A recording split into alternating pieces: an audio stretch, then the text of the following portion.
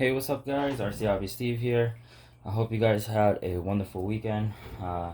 Today, Monday, I'm starting off my morning with a little progress update video on my custom Jeep build that I've been doing. This is Project Dynatrac Codex RC build, I would say.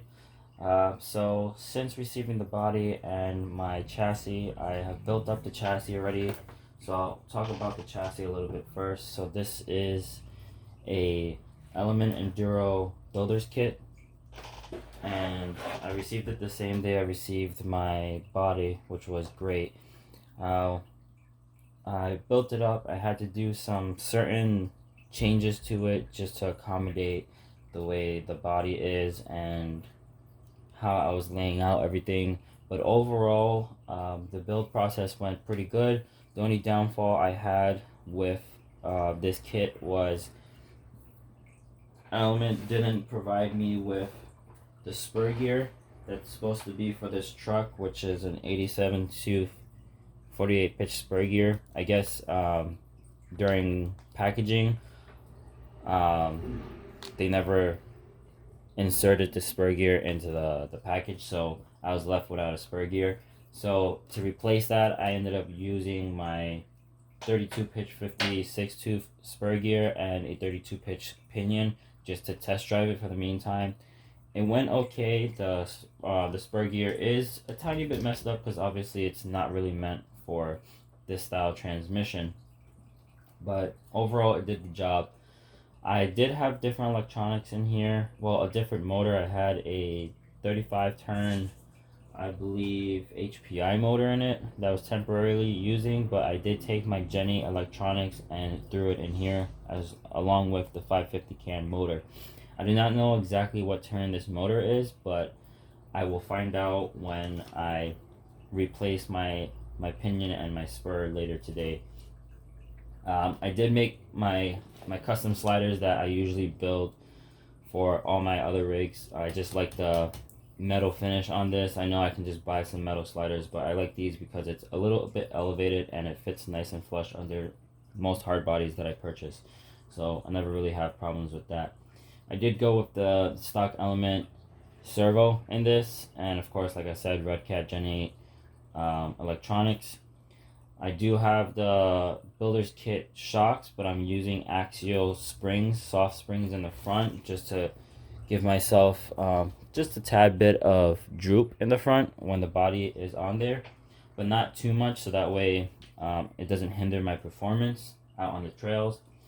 I did also have to modify my rear drive shaft and my rear links, and you'll see as to why, but I just want to talk about the drive shaft a little bit. I did have to extend the rear a lot when I was mocking up the rear bed from the Element Enduro body, just to give me an idea of what a rear bed would look like with this body, because I was previously going to go with an RC four-wheel drive rear cage, but that was roughly going to cost me about $160 plus probably $20 in shipping, which was money that I did not have to spend. So I went the more cheaper way, and I think I'm pretty satisfied with the way the truck is going to come out. It's not going to look exactly like the Dynatrac Codex build, but in the near future, I think I'll work with Todd Norton again and 3D print something nice. Gotta have that coffee in the morning. Oh, Dunkin' coffee. But to modify the drive shaft so I didn't have to buy a new one, was I took my old drive shaft from my RTR Element Enduro and I cut down one of the shafts a little short to the length that I needed, and then I just cement glued the shaft part to the drive shaft piece that was already here, and then I cement glued the inner shaft to that entire piece, so it still moves along the shaft perfectly fine. And with last night, I did some more work to the links. I made my own links out of threaded rod. I don't know if I have any laying around. No threaded rod laying around, but I did go to my local hardware store, bought some threaded rod, and that's what I basically use for my custom links. I plan on putting those metal tubings over it just so it looks cleaner, and then these don't get messed up. But for the most part, these links came out pretty good. I had to play with them a little bit because the axle was not straight, and it was just really frustrating. I had to cut some shorter than normal, but overall everything worked out pretty good. In the rear, I do have also another SCX10 2 spring. This is a thicker spring, so I might change that out, but I'm not exactly sure. And I, of course, had to move the shock hoops further back towards the back where the bumper piece would go. I still have the brace here, and I might extend my frame for the bed that I'm using. I just want to talk a little bit about the body, what I had to do. So, as you guys know, I have a full-size transmission in this truck. So, this having a full interior, the body was going to sit up pretty high like this, and I wanted something that was nice and low that looked proper. So, of course, sadly, I had to cut a lot of the interior just so it can sit properly on that transmission.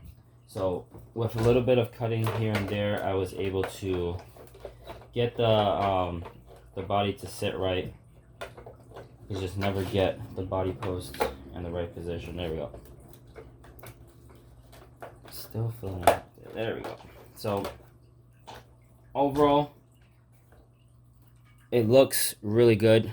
Now that the transmission goes completely through the body. So, as you can see there. But what I mostly cared about was the aesthetics on the outside, not the inside. I could still put a driver in there, which is pretty awesome. That is not hindered, so that's pretty good. And I was able to find the same paint that Todd Norton used on the body so that I can use for the rear bed. So, that was the only thing I really had to do to the body, and I had to cut out a slit in the back a little bit wider so that way when the body went down, it wasn't like all the way up like this. So that way it can fit over the frame rails.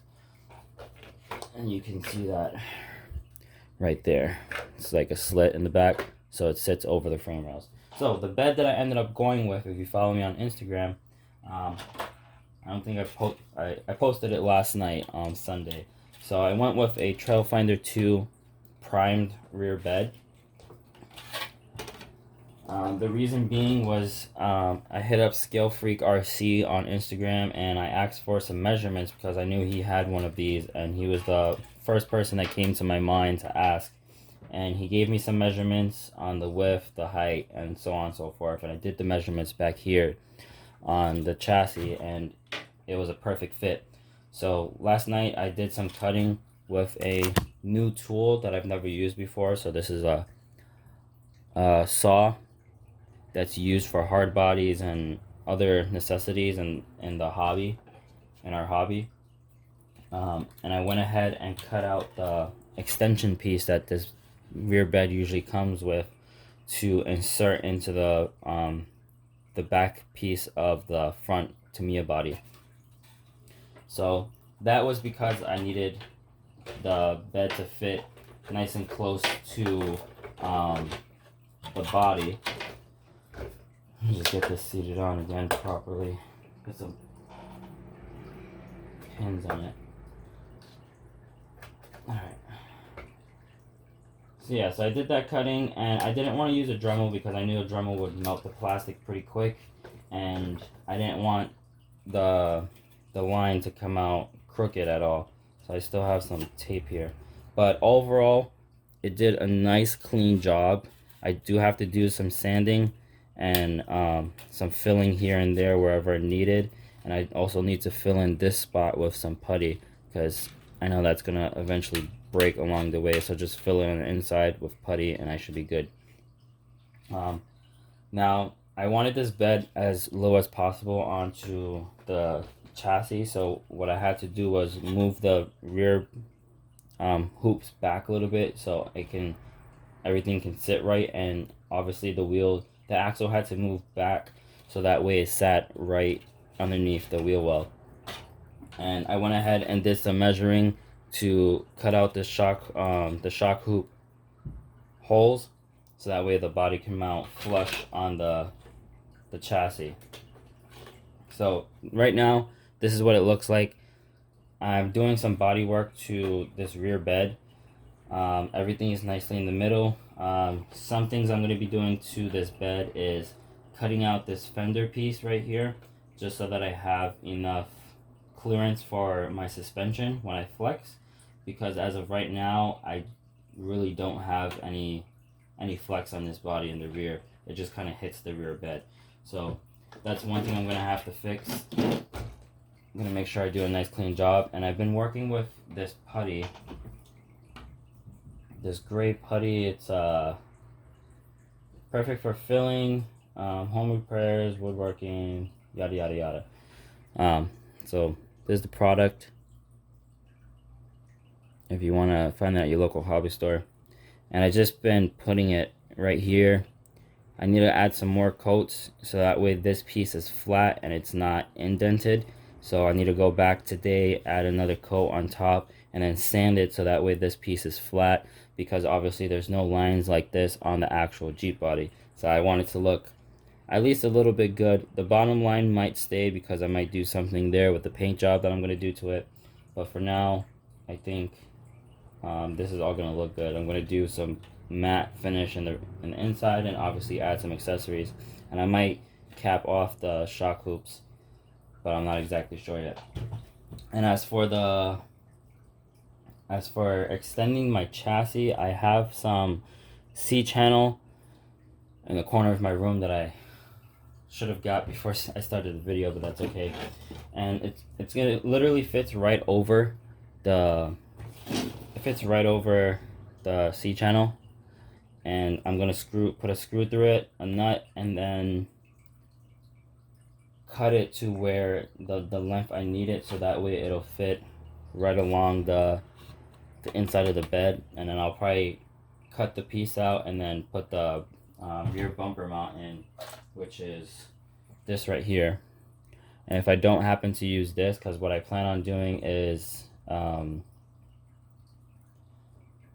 probably putting like a piece of metal and down with 2 screws, but I'm not exactly sure yet.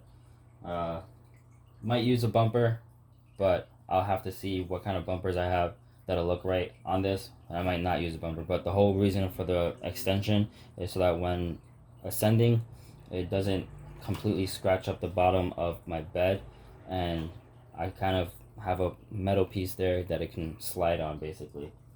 But that's pretty much all I've really done to this truck. I am using the General Grabbers Mud Terrain 1.9 tires from the RTR that I took off, and it's a perfect size tire for the build I'm doing. I might go 1.9 class 1 tires, but I'm not exactly sure if I want to right now. I feel like that's going to be too small of a tire, but I won't know till I actually try it. I could take it off my Cherokee and see how it looks. I know if I use a class 1 tire, I won't really have to cut up the rear that much.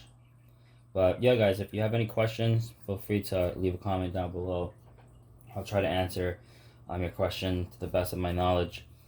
The next video I'll be posting is hopefully the rear bed piece all completed and sanded down and ready for primer, and then I'm going to prime it within the video, or have it primed and record that piece as well, and then start on the rear bracket piece for the frame rail, and then start mounting things up and attaching it to the body. I have a certain way that I think I want to attach it to the body, but I'm not exactly sure yet.